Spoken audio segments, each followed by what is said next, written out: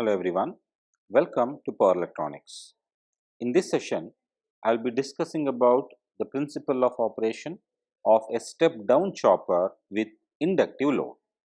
I will be using the figure 1 as shown here to explain the principle of operation. In the circuit shown, the switch SW can be implemented by using power devices such as IGBT or a thyristor or a BJT. Since the type of the load is inductive in nature, the diode DM acts as a freewheeling diode. The battery symbol at the output represents the back EMF generated due to the inductive action. Coming to the operation of the circuit, the operation of the chopper can be divided into two modes. The equivalent circuit for these two modes as well as the waveforms for the output voltage and current are as shown in the slide here. We assume that the load current is continuous and never goes to 0. This is in fact supported by the freewheeling diode. Let us talk about mode 1 first. In mode 1, we assume that the chopper is switched on, that is, it is closed for a time duration of T1. So, you can see we have taken a time duration of T1. And now, when this happens, the current starts to flow from the supply to the load. The freewheeling diode in this particular mode of operation is off since its anode to cathode voltage is negative, and since the output, which is the load, inductive load, is connected parallel to the supply, the output voltage is equal to the input voltage provided the chopper switch is lossless. So, when you come back to the waveform that is being displayed here, you will note that when the chopper is closed for a time duration of T1, the output voltage V0 is equal to the input voltage Vs. As the load inductor starts storing energy, the inductor current will start to rise. This causes the generation of a back EMF capital E as we have indicated here with the polarities as indicated in the diagram. So, in mode 1, the inductor is storing energy and therefore, the inductor current is increasing. So, this is in fact the load current, this is increasing. So, as time increases, the inductor current will increase, and at the end of the mode it reaches to a maximum certain value. We will discuss about these values when we come to the mathematical part of the analysis. Now, let us move on to the mode 2. During mode 2, the chopper is switched off and therefore, the load gets disconnected from the supply. Now, the back EMF generated now reverses its polarity, therefore, the bottom plate becomes positive, the top plate becomes negative, and this causes the freewheeling diode DM to turn on. Now, the energy stored in the inductive load has a path to discharge, that is through the freewheeling diode and the load itself. Therefore, the load current continues to flow in the same direction through the freewheeling diode DM. The load current and the load output voltage waveforms, as we can see here, are for a continuous mode of operation. In continuous load current operation, the chopper switch is operated in such a way that the load current is not allowed to become 0. If the load current is allowed to become 0, then such a mode of operation is called as discontinuous load current operation.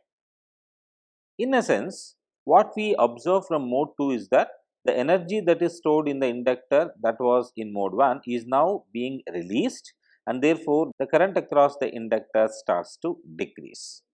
Now, the chopper switch is operated in such a way that the load current is never allowed to reach 0. That is, the switch has to be turned on in the next cycle before the load current becomes 0. So, this mode of operation is called continuous load current mode of operation. Now, let us move on to the mathematical analysis of the step down chopper with an inductive load. The load current for mode 1 can be found by applying KVL to the mode 1 circuitry.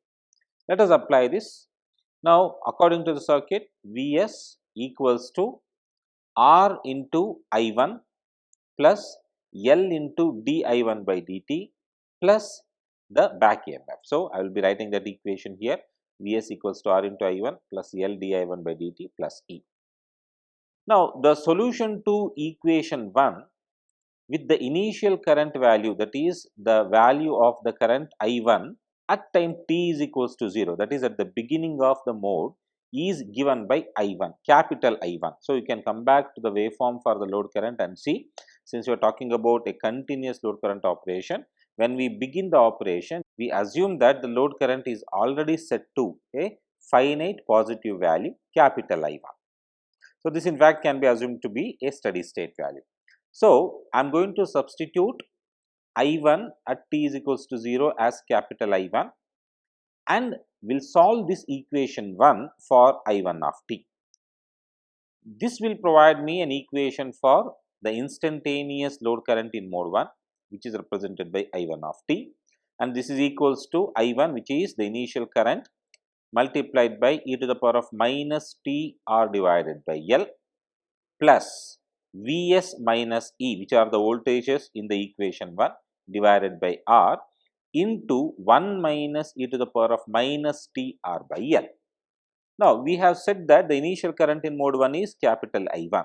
So, at time t is equals to 0, when you substitute t is equals to 0 into this equation, you can see I1 multiplied by e to the power of 0, which is 1, plus this part into 1 minus e to the power of 0, which is 1. So, this will cancel out. So, the I1 of t at time t is equals to 0 is equals to capital I1 is in fact correct. We should note that the mode 1 is valid only for the duration over which the thyristor is on, that is value of T1. So, we say the mode is valid only between 0 to T1, and since T1 is the on time of the chopper and is also written as the duty cycle multiplied by the period of the chopper, I can write T1 is equals to KT. And at the end of this mode, as we have previously discussed, the load current reaches a finite maximum value, and let us denote that by I2. That is, the load current I at t is equals to KT or t is equals to T1 is equals to capital I2, steady state value. So, I am going to rewrite that equation here. I1 of t equals to T1 equals to KT equals to I2. So, this is about the mode 1 analysis. Now, let us move on to the mode 2. We will start with the circuit for mode 2 once again. Now, the load current for mode 2 can once again be found by applying KVL to the mode 2 circuit. So, when I apply the equation for KVL, I note there is no input voltage source. So, I can write 0 equals R into I2 plus L into dI2 divided by dt plus E, which is what I have written here. So, 0, which is the absence of source voltage, 0 equals to Ri2 plus L di2 by dt plus E. Once again, at the beginning of mode 2, the initial value of the load current is I2. So, I am going to write the value of the load current at the beginning of mode 2 as I2. I will be coming back and I will write I2 at t is equals to 0 is I2, and rewriting this into equation 4 and solving for I2 of t, I will get I2 of t is equals to e to the power of minus t into R divided by L minus of E divided by R. Now, this is very similar to the equation what we have written for I1, you see, but the I1 in fact has Vs term and I2 does not have. That is why we write minus of E by R, 1 minus e to the power of minus t into R divided by L.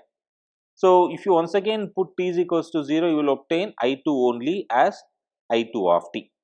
So, therefore, this equation is once again correct.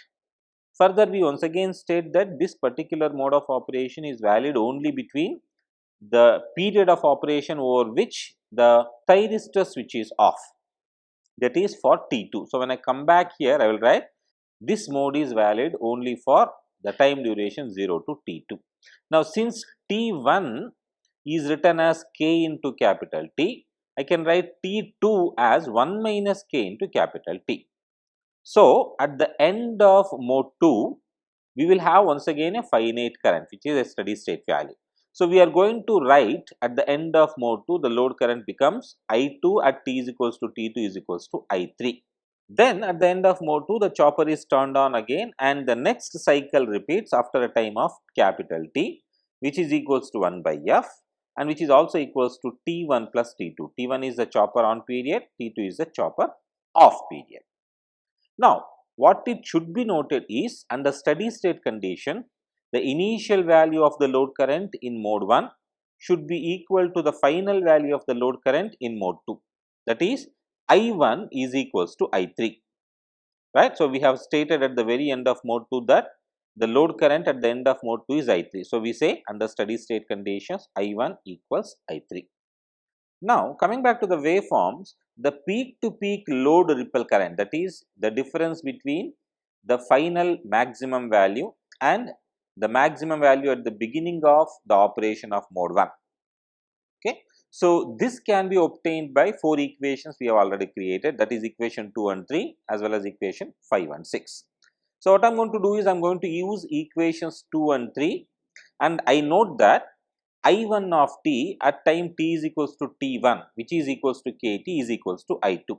So, when I1 of t is equals to kt is to be written here, I can write it as I2. That is what I have done here. So, I2, that is the equation 2 is written for t is equals to kt, please note.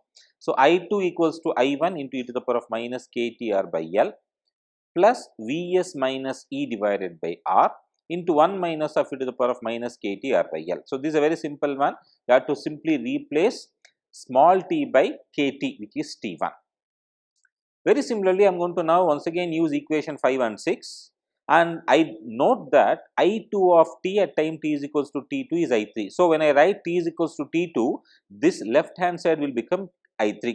So, I am going to write this here, and I already noted that I3 is equals to I1, right. So, I3 equals to I1 equals to, so here once again you have to simply replace t by T2. Now, what is T2? T2 is equals to 1 minus k into capital T. So, I have replaced wherever there is small t by 1 minus k into capital T. Now, what is the peak to peak ripple current? It is simply I1 difference of I2. So, in fact, when I write the mathematical expression, I will write it as I2 minus I1. So, coming back here, we already have created equations for I2 and I3, or I1 in fact, and I will be using these two, and the peak to peak ripple current, which is denoted by delta I, equals to I2, which is the maximum value obviously, minus of I1. So, when I substitute I1 from equation I2, I will obtain a final expression which is delta I equals Vs divided by R 1 minus of e to the power of minus k T R divided by L plus e to the power of minus T R divided by L minus of e to the power of minus of 1 minus k into T R by L whole divided by 1 minus e to the power of T R by L. Here, one particular interesting thing you should note, the middle term in the numerator does not have the k involved in it. So does the denominator. Now, the condition for the maximum ripple current is d by dk of delta I equals to 0. Just now I said the middle term does not have the k term, because when we differentiate this equation, the second term is going to result in 0. So, when I differentiate this with respect to k, what I will obtain, see 1 is a constant, so differentiation of constant is 0. I am going to differentiate this, anyhow the differentiation of e to the power of x is e to the power of x itself. So, what I will have here is minus of e to the power of minus k T R by L minus of e to the power of minus 1 minus k T R by L. This is going to result in 0, that is what I have written here. So, e to the power of minus k T R by L minus of e to the power of minus 1 minus k into T R by L is equals to 0. So, when I take logarithmic on both sides of this particular equation, what I will get is minus k T R by L equals 1 minus k T R by L. So, simplifying for k, I will obtain minus k is equals to minus of 1 minus k. So, therefore, k is equals to 0.5. What this means is that the maximum value of the peak to peak ripple current is obtained when the duty cycle k is equals to 0.5. And this value is represented by delta I max. We have previously obtained an equation for delta I, right. So, delta I max is when k is equals to 0.5, and this is given by Vs by R tan h of R divided by 4FL. Further, if the value of 4FL is highly greater than the value of R itself, then tan h of theta will become equal to theta itself. Therefore, When I write 4FL is highly greater than R, this is going to reduce only to R by 4FL. So, R will cancel out in the numerator and denominator. So, what will remain of the delta I max is equals to Vs divided by 4FL, and that is what I have written here. So, this will be the final expression for the peak to peak ripple current for a step down chopper with inductive load when K is equals to 0.5.